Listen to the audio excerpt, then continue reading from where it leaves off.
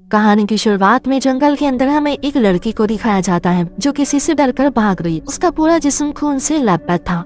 जंगल के अंदर एक विच चुड़ैल को भी दिखाया जाता है जो उस लड़की के गले को पकड़कर हवा में उठा लेती है। इसी वक्त अलीना नाम की एक लड़की की आँख खुल गई जो ही कहानी की मेन कैरेक्टर है। जंगल में जो लड़की हमने देखी वो अलीना ही थी। ये बस वो बुरा सपना देख रही। यहीं पर हमें अलीना का हस्बैंड भी दिखाया जाता है। दोनों एक दूसरे से बहुत प्यार करते हैं और साथ में बहुत खुश थे। अलीना का हस्बैंड जब नहाने के लिए गया तब अलीना अपनी एक दोस्त को कॉल करती है। वो कहती है कि सब कुछ बहुत अच्छा चल रहा है, मैं अपने हस्बैंड के साथ बहुत खुश हूँ और अब मैं अपनी आगे की जिंदगी उसके साथ ही गुजारना चाहती हूँ। रात के वक्त जब अलीना का हस्बैंड काम से वापस लौट कर आता है तब ये दोनों बहुत अच्छा टाइम साथ गुजारते। इस दौरान टीवी पर एक न्यूज चल रही थी। बताया जाता है कि रशिया ने कई मुल्कों पर हमला बोल दिया है। रशिया के फौजियों ने हमला करने के बाद लोगों का जीना मुश्किल कर दिया है। बड़े बड़े मुल्क भी रशिया के सामने घुटने टेक चुके। फौजी लोगों के घरों में घुसकर उन्हें काफी ज्यादा टॉर्चर कर रहे हैं, जुल्म करते हैं, मारते पीटते हैं। अलीना का हस्बैंड जहाँ रहता था वहाँ पर भी रशियन फौजी आ चुके, इसीलिए वो अपनी वाइफ को चुपके से लेकर यहाँ से कहीं दूर जा रहा था। ये लोग सीधे रास्ते नहीं जाते बल्कि जंगल वाले रास्ते से जाने का फैसला करते हैं क्योंकि वो वाला रास्ता शॉर्टकट था। लेकिन उन्हें नहीं पता था कि जंगल में जाने के बाद उनका सामना रूसी फौजियों से हो जाएगा। ये रूसी फौजी जंगल में डेरा डाल के बैठे हुए थी। रूसी फौजियों का जो लीडर था रोबर्टो, वो इनकी कार को रोक देता है। उसके जो लोग थे वो अलीना के साथ बदतमीजी करने लगते। फौजी अपने लीडर रोबर्टो से कहते हैं कि इनकी गाड़ी काफी अच्छी है, अगर इनकी गाड़ी हमें मिल जाए तो गांव में जाकर सामान लाने में आसानी हो जाएगी, हम इन्हें मारकर फेंक देते हैं और वैसे भी ये तो चलता ही रहता है, हमारे लिए कौन सी बड़ी बात है। रोबर्टो भी उनकी बात मान लेता है, जिसके बाद कुछ फौजी जाकर अलीना के हस्बैंड को गन दिखाते हैं और कार से उतरने का कहते हैं। लेकिन उसी वक्त अलीना का हस्बैंड उन पर हमला कर देता है। गाड़ी से सबको ठोकता हुआ वो आगे बढ़ता गया और यहाँ से भागने लगता है। इस बीच सभी रूसी फौजी उनकी गाड़ी पर लगातार फायरिंग करते हैं और वो लोग बड़ी मुश्किल से यहाँ से निकल पाते हैं। उनका एक फौजी जो गाड़ी के सामने आ गया था वो गाड़ी से कुचलकर मारा जाता है। रात हो जाने की वजह से वो लोग आगे नहीं जाते और अलीना अपनी दोस्त के घर आ जाती। यहाँ आने के बाद अलीना को पता चलता है कि उसके हस्बैंड को गोली लगी है, जिस वजह से वो काफी ज्यादा जख्मी हालत में था, इसीलिए वो नीचे गिर जाता है। खून बहुत ज्यादा बह गया था, इसलिए उस बेचारे की कुछ टाइम के बाद ही मौत हो जाती है। अलीना कंट्रोल से बाहर हो जाती है, फूट फूट कर रोने लगी। उससे ये सदमा बर्दाश्त नहीं हो रहा था। अपनी ताकतों से वो उसे जिंदा करने की कोशिश करती है लेकिन कोई फायदा नहीं होता और अब उसे खो देने की वजह से वो गुस्से से आग बगोला हो जाती है। वो अपने हस्बैंड की लाश को अंदर लेकर जाती है और उसे अच्छे से साफ करती है। वो ये वादा भी करती है कि जब तक वो बदला नहीं ले लेगी तब तक वो अपने हस्बैंड की लाश को नहीं जलाई। उसकी दोस्त कहती है कि ऐसा करना ठीक नहीं होगा, तुमने ये सब कुछ छोड़ दिया था। अलीना कहती है कि मैंने ये सब कुछ अपने हस्बैंड के लिए ही छोड़ा था, लेकिन उन लोगों ने उसे मार दिया है और अब क्योंकि वो नहीं रहा तो मैं भी चैन से नहीं बैठूं। इसके बाद अलीना एक खुफिया दरवाजा तोड़ती है और उसके अंदर चली जाती। ये एक केव यानी गाड़ थी और यहाँ पर एक छोटा सा घर बना हुआ था।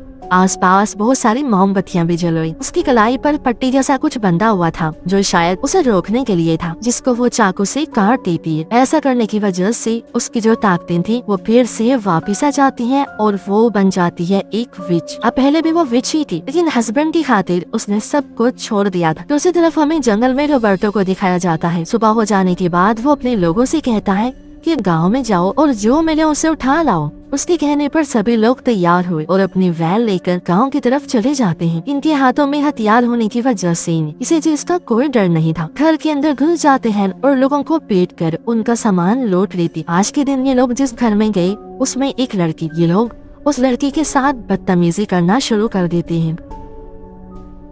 घर का सामान लौटने के बाद उस बेचारी के साथ बहुत गलत करते हैं और वो बहुत रोती है। बाहर कुछ रूसी फौजी बैठे हुए थे अपने साथियों के आने का इंतजार कर रहे। तभी यहाँ पर साइकिल लेकर एक औरत आ जो इन फौजियों के बारे में उल्टा सीधा बोलने लगती है, जिसकी वजह से ये एक फौजी गुस्से में आकर औरत के सर पर गोली मारता है और उस बेचारी की भी मौके पर ही मौत हो जाती है। इसके बाद ये सभी फौजी सारे घरों में से सामान लौटने के बाद जंगल में वापस आ जाते हैं। ये लोग अपने साथ उस लड़की को भी लेकर आए सिर्फ इसलिए ये जब चाहे उस बेचारी के साथ गलत करे। इसके बाद सीन बदलता है और हमें ओलिना को दिखाया जाता है। वो बाहर उनकी गाड़ी के पास जाकर गाड़ी पर लगे खून के सैंपल को ले लेती है। ये खून उस फौजी का था जो गाड़ी के सामने आया था। अब एक की तो कुछ जलने की वजह से मौत हुई थी और दूसरा ये वाला फौजी जिंदा था। ओलिना उस खून को लेने के बाद उस पर एक रिचुअल जादू करती है, जिसकी वजह से उस फौजी की हालत खराब होना शुरू हो जाती। उसके मुंह से इंसानी लंबे से बाल बाहर निकलते हैं, जिससे सब और वो खुद काफी घबरा जाती हैं। उसके मुंह से एक खत भी बाहर निकलता है जिस पर लिखा हुआ था, ये जंगल तुम्हारा कब्रिस्तान बनेगा। इसके कुछ ही टाइम बाद फौजी के पूरे जिस्म से खून निकलने लगता है, आँख, नाक, मुंह, कान, सबसे, जिससे उसकी हालत इतनी ज्यादा खराब हो जाती है कि उसकी वहीं पर मौत हो जाती। बाकी फौजी उसे ले जाकर जमीन में गाड़ देते हैं, लेकिन इस हादसे से ये लोग काफी डर जाती। इसी वजह से जिस लड़की को बंदी बनाकर ये लोग अपने साथ ले गए थे, उस लड़की को वापस लाकर ये लोग जंगल में छोड़ देते हैं, क्योंकि फौजियों को लगा कि ऐसा करने से सब कुछ ठीक हो जाएगा। वो लड़की उठी और जैसे तैसे करके घर की तरफ जाने लगती है। उसी वक्त सामने एक कार आकर रुकती है। इस कार में कोई और नहीं बल्कि ओलिना। वो लड़की से कहती है कि अगर बदला लेना चाहती हो तो मेरे साथ मिल जाओ। इसके बाद हमें जंगल में एक फौजी को दिखाया जाता है जो कि टॉयलेट कर रहा था, लेकिन कुछ वक्त के बाद उसे एहसास हुआ कि मेरे जिस्म से खून निकल रहा है, जिससे वो बेहद घबरा गया। अब जाहिर है इसके पीछे भी ओलिना का हाथ था। अब इन्हीं में से एक सोल्जर अपनी फैमिली के पास जाना चाहता था। वो फैमिली की तस्वीर को देखकर उन्हें बहुत याद कर रहा होता है, लेकिन उसकी मजबूरी थी, वो अपनी टीम को छोड़कर नहीं जा सकता था। अब थोड़ा टाइम गुजरने के बाद जब वो फौजी सो गया तो ओलिना उसे मारने के लिए उसके बहुत करीब आ जाती है, लेकिन इससे पहले वो उसे मारती, वो उसकी फैमिली की तस्वीर को देख ली और सिर्फ तस्वीर को भी लेकर यहाँ से चली जाती। वो फिर दूसरे किसी फौजी को अपना शिकार बनाने के लिए आगे बढ़ी और जैसे एक फौजी देखा उसे मारने के लिए वो उसके सामने बहुत सारे पैसे फेंक देती। वो फौजी पैसे में इतना अंधा हो जाता है कि वो ओलिना का पीछा करने लगता है। अब अगले दिन सुबह पता चलता है कि ओलिना ने उस फौजी के साथ किया। दरअसल ओलिना ने उस फौजी को ले जाकर एक पेड़ से बांध दिया था। उसका बहुत बुरा हाल था, खून निकल रहा था और जिस्म पर कपड़े नहीं थे, ठंड से वो कांप रहा होता है। ओलिना ने उस फौजी के ऊपर भी रिचुअल किया और सभी फौजियों के सामने उनके ही आदमी को जान से मार देती है, वो भी बॉम्ब की तरह फाड़कर, जिससे उसके जिस्म के टुकड़े टुकड़े हो जाते हैं। अब इतना सब हो जाने के बाद भी रोबर्टो अपने लोगों से कहता है कि ये सब कुछ हमारे दुश्मनों की चाल है, उन्होंने यहाँ पर बॉम्ब्स भी बिछाए हुए हैं और हमारे इतने सारे लोगों को भी उन्होंने ही मारा। दूसरी तरफ ओलिना उस सोल्जर की फैमिली पर भी रिचुअल कर रही थी। उसकी दोस्त आकर कहती है कि मुझे पता है तुम्हें बहुत तकलीफ है, लेकिन तुम बेकसूर लोगों को मारकर बहुत गलत कर रही हो। मैं बस इतना कहना चाहती हूँ कि तुम बेकसूर लोगों को मत मारो, भले ही अपना बदला लो। लेकिन ओलिना उसकी बात नहीं। जैसे ही सोल्जर की फैमिली पर किया गया रिचुअल पूरा हुआ, उसकी फैमिली खत्म होना शुरू हो जाती। सोल्जर की फैमिली की लाशों की एक तस्वीर उसके पास आ गई। तस्वीर देखकर वो अपनी बीवी को कॉल भी कर रहा था, इस उम्मीद में कि शायद वो जिंदा हो, लेकिन वो भी कॉल नहीं उठा। वो सोल्जर जाकर ये सारी बात अपने लीडर को बताता है। रोबर्टो से कहता है कि मैं अपनी फैमिली के पास जाना चाहता हूँ, लेकिन रोबर्टो साफ साफ इनकार कर देता है। वो कहता है कि तुम नहीं जा सकते, हमें जंग लड़नी है। और अब कुछ देर बाद उस सोल्जर के पास और भी ढेर सारी तस्वीरें आने लगती हैं जो उसकी बीवी और बच्चों की थी। उन्हें देखकर सोल्जर बहुत डर जाता है और दुखी होकर रोने लगा। यहाँ से भाग निकलने का फैसला करता है। वो जाकर वैन में बैठा और उसे लेकर यहाँ से निकलने लगता है, लेकिन तभी उस सोल्जर के सामने ओलिना आ जाती है जो उसे डराने लगी। डर की वजह से वो बेचारा कांपने लगा और बिना सोचे वैन को लेकर काफी स्पीड से पीछे की तरफ जाने लगता है। उसकी इस गलती की वजह से कुछ सोल्जर्स कुचल कर मारे जाते हैं, जिस वजह से बाकी के सोल्जर्स को इतना गुस्सा आया कि वो लोग उसे बांध कर बहुत पीटते।